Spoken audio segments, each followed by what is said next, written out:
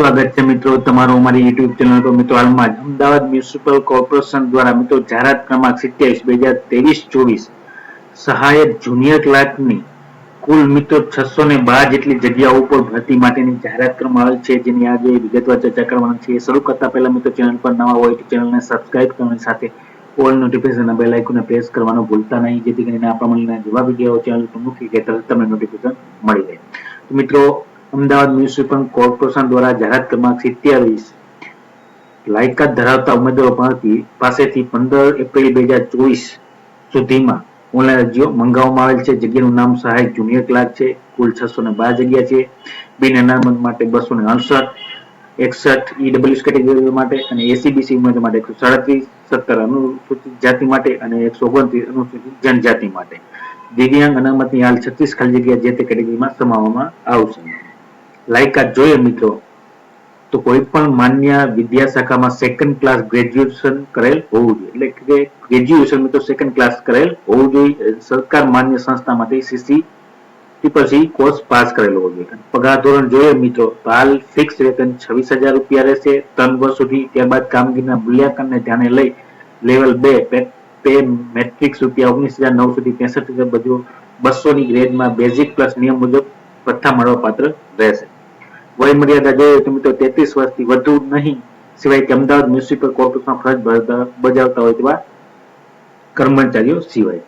મિત્રો સીસી ની લાયકાત જોઈએ તો મિત્રો સીસી ની લાયકાત કોઈ પણ માન્ય યુનિવર્સિટીમાં ડિપ્લોમા કોર્સ કરેલો હોવો જોઈએ અથવા તો કોમ્પ્યુટર જ્ઞાન અંગેના કોઈ પણ ડિપ્લોમા ડિગ્રી સર્ટિફિકેટ કોર્સ કરેલ હોવો જોઈએ અથવા ડિગ્રી કે ડિપ્લોમાના અભ્યાસમાં કોમ્પ્યુટર એક વિષય તરીકે પાસ કરેલ હોવું જોઈએ મિત્રો।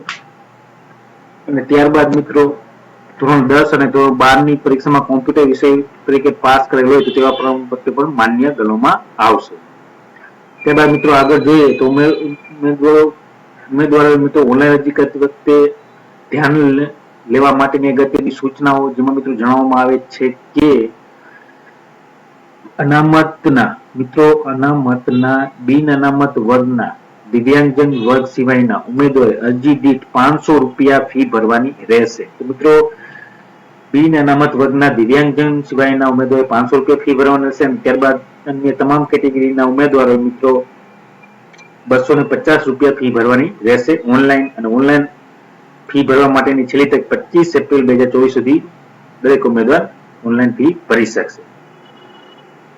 ત્યારબાદ મિત્રો આગળ જોઈએ આપણે તો મિત્રો ઉમેદવાર ઓનલાઈન અરજી ફોર્મમાં જે પાસપોર્ટ સાઇઝનો ફોટો અપલોડ કરેલો હોય તે ફોટોગ્રાફની વધુ કોપી પોતાની પાસે રાખવાની રહેશે અને ભરતી પ્રક્રિયા લેખિત પરીક્ષા ઇન્ટરવ્યુ વગેરે જે તે સમયે ફોટોગ્રાફ રજૂ કરવાનો રહેશે। મિત્રો ઉંમર, લાયકાત અને અનુભવ ઓનલાઈન અરજી સ્વીકારની છેલ્લી તારીખના રોજ ગણવામાં આવશે। ત્યારબાદ મિત્રો આગળ જોઈએ આપણે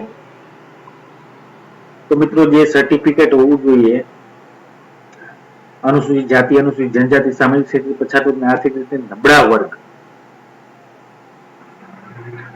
મિત્રો જે અનામતના જે ઉમેદવારો છે તે રોસ્ટર અભિપ્રાય મુજબ જણાવેલ અનામત જાતિના ઉમેદવાર મૂળ ગુજરાતના હોય તેવા અનુસૂચિત જાતિ, અનુસૂચિત જનજાતિ, સામાજિક શૈક્ષણિક પછાત તથા ઈડબ્લ્યુએસ કેટેગરીના ઉમેદવારોને કિસ્સામાં ઉપલી વય મર્યાદામાં 5 વર્ષની છૂટછાટ આપવામાં આવશે। તો મિત્રો આ ઉમેદવારોને 5 વર્ષની છૂટછાટ આપવામાં આવશે જાતિના સર્ટિના આધારે મિત્રો। ત્યારબાદ મિત્રો આગળ જોઈએ તો મિત્રો ઈડબ્લ્યુએસ કેટેગરી એસીબીસી ઉમેદવારો એ જે પ્રમાણપત્ર રજૂ કરવાનું રહેશે ઇસ્યુ કરેલું તે મિત્રો તારીખ 1/4/2022 થી 15 એપ્રિલ 2024 સુધીમાં ઇસ્યુ કરેલું હોય તે પ્રમાણપત્રને માન્ય ગણવામાં આવશે, તો તે અનામતનો લાભ લઈ શકશે। ત્યારબાદ મિત્રો આગળ જોઈએ આપણે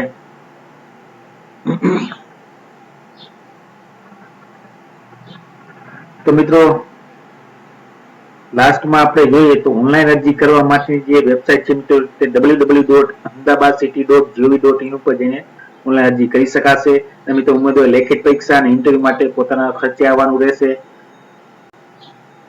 અને ત્યારબાદ મિત્રો જોઈએ તો ઓનલાઈન જે ફી ભરવાની રહેશે મિત્રો તે આ પ્રમાણે રહેશે, જેમાં બિન અનામત વર્ગના અને અનામત જાતિના ઉમેદવારો માટે ઓનલાઈન અરજી કરતી વખતે બિન અનામત વર્ગના ઉમેદવારો 500 રૂપિયા ફી અને ત્યારબાદ ઈડબ્લ્યુએસ કેટેગરી એસીબીસી ઉમેદવારો અનુસૂચિત જાતિ જનજાતિના ઉમેદવારો 250 રૂપિયા ફી ભરવાની રહેશે।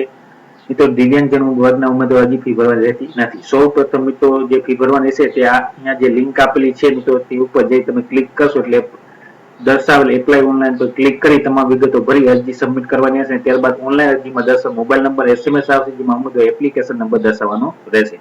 અને ઓનલાઈન અરજી સબમિટ થયેલી અરજી ફી ભરવા માટે સીધી એક લિંક ઓપન થશે, જે જગ્યાનું નામ, એપ્લિકેશન નંબર અને તારીખ ભરી સબમિટ કરવાની રહેશે મિત્રો.